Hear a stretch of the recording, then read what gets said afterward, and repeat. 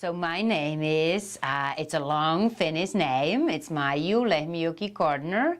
Baltimore is a city that used to be a lot larger. It used to have 650,000 inhabitants in 1950s. It now only has about 620,000. That is one of our major challenges. It's been hard for Baltimore to hold on to its residents. People have moved on to suburbians and to surrounding areas. And that some of our wealthier neighborhoods might be amongst the wealthiest in the country. And it's important for us to remember that Maryland as a state is the wealthiest per capita state of the United States. And we have some of that wealth in a city. But then we have neighborhoods that really struggle, that are in a completely different situation. Some of our challenges include violence, which has been unfortunately a new... the overall violence rates have gone down. We've been successful with that over the past years, over the past decade. But the recent incidents with fatal shootings in some of Baltimore's neighborhoods that really share a burden in terms of dealing with violence, that is definitely a big, an unsolved challenge for us right now. Unfortunately, in America, about 1/5 of the adult population and 1/4 of the children live in poverty. And that is obviously unacceptable for the richest country in the world. Baltimore is definitely going to a positive direction in terms of its various initiatives, in terms of events and things going on around the city. There is no end to fun activities in the city. Wait, what's going on? Otakon. It's an anime convention. Yes. I think it's the biggest one in the United States. It is. Yeah. It just happens right over there. Right over there. Lots of idiots like us dress up and say, "Screw out!" In its various neighborhoods, we have had people who have really been committed for decades to serving the people in their areas and in their neighborhoods.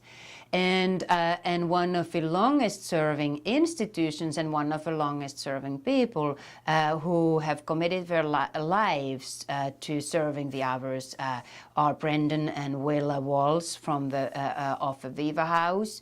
Viva House is a Catholic worker movement's lay community where Willa and Brendan Walsh live in the house while they also serve the surrounding society and the people in the city, in their West Baltimore neighborhood through their soup kitchen and through their food pantry and through advocating for the neighborhood and standing in solidarity with the people of Baltimore.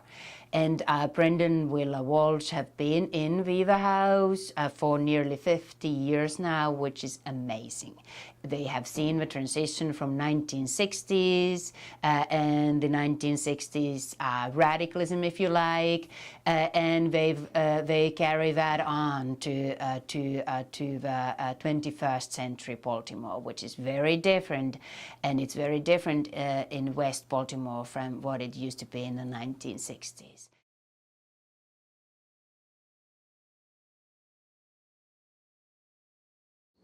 We've been doing this now since '68, so we're almost a half a century here. And we've done different things at the house. But the primary thing is, and the sole thing is, to do the works of mercy and resist the works of war.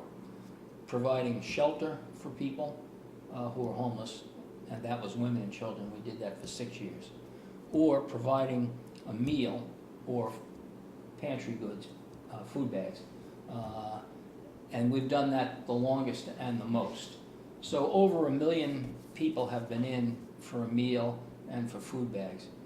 And we provided shelter for women and children, about 2,000 people. I think the most enjoyable is that the number of people who have supported the whole thing, because it couldn't be done without that. That means helping us with finances or helping us actually serve the meals or get the bag. Most people who come to the city, the Inner Harbor and the ball fields, and soon the casino, about to open in 3 weeks, that's what gets the attention. But the real Baltimore is neighborhoods like this, where 1/4 of the population lives below the poverty line. Well, I have to say that it's hard living with an open-air drug market.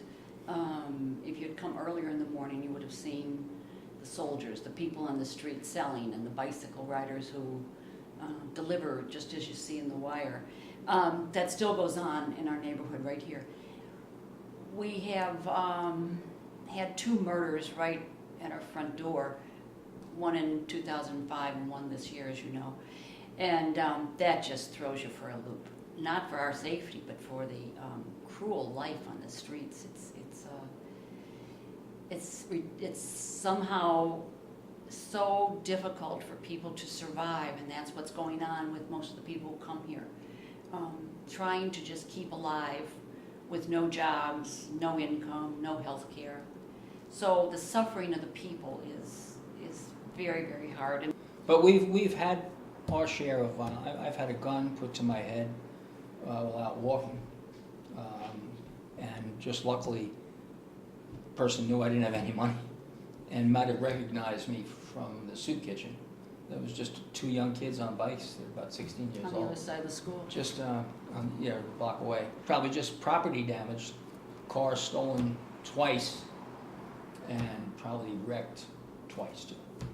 So I mean, those things all happen, but you take that in stride. And can I just say one more difficult thing? The church has left us. All our churches have closed. Bon Secours is the only symbol or the church in this neighborhood. Of the institutional church. Institutional, yes. I mean, we certainly are part.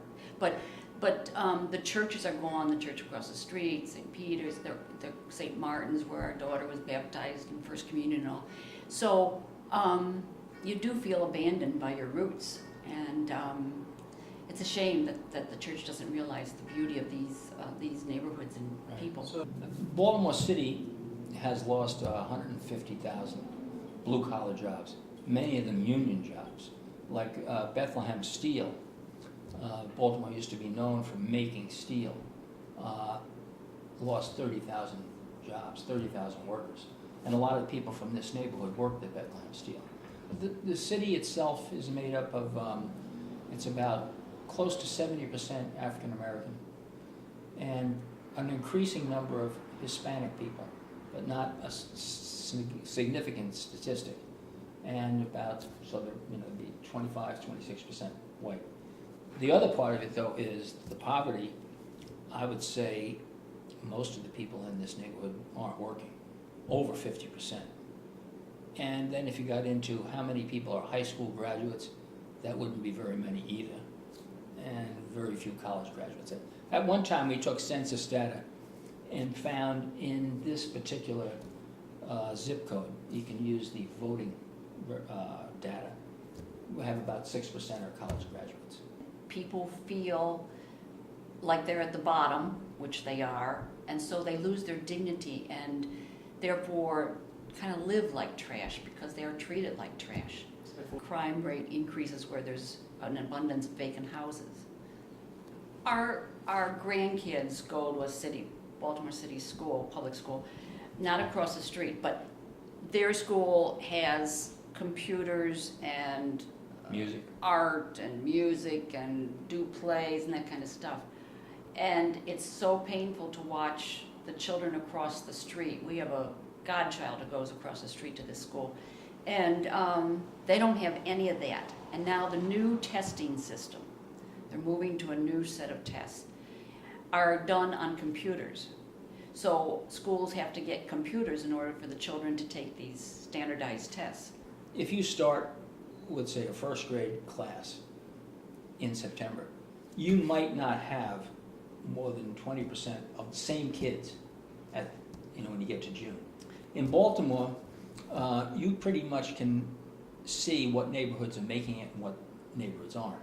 And they've put a lot of their work into anything by the water. Anything by the water is very, very expensive, and that's the place to be.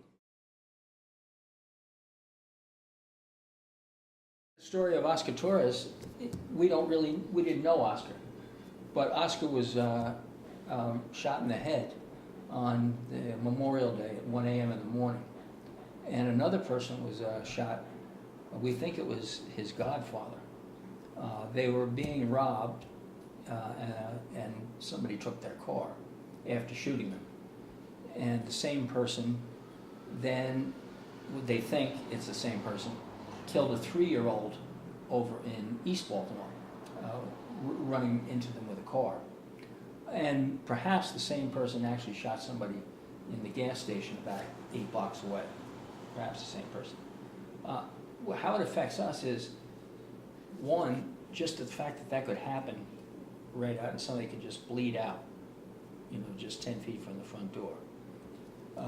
Is then we discovered, and you'd say, how can you not know? Well, we didn't realize how many Hispanic people were actually living in the neighborhood. Our judge would be how many are coming to the soup kitchen, and we didn't see very many Hispanic people. But every night there was a vigil. When somebody gets shot in Baltimore, they create this shrine. People bring, in Oscar's case, they brought Our Lady of Guadalupe, rosaries, candles, a teddy bear, and they brought the Mexican flag. Then people would come up and they would sing and pray. And this went on for about 8 or 9 nights before the funeral. They didn't have the funeral because the police were still doing like autopsy stuff with regard to Oscar's body. So that whole thing, it does something to you because just the raw violence gets to you after a while. That this is going to happen again and again. That's the hard part. If you can say there's anything good about it is you see the people come out and you can see the love that families have for their children and neighbors have for their neighbors. But it's one of those things that it's hard to deal with. And it's the people on the street that you think, ooh, like they, you just don't know who they are and what they're doing. But you can guarantee if you ask them what's the hardest thing about living on the street, they'll tell you the loneliness. We think it's the, sleeping on the street, but it's a very solitary life. And so what we ask people to do, even if you don't give people money, at least look them in the eye and say, good morning, I don't have anything today, but I wish you a good day.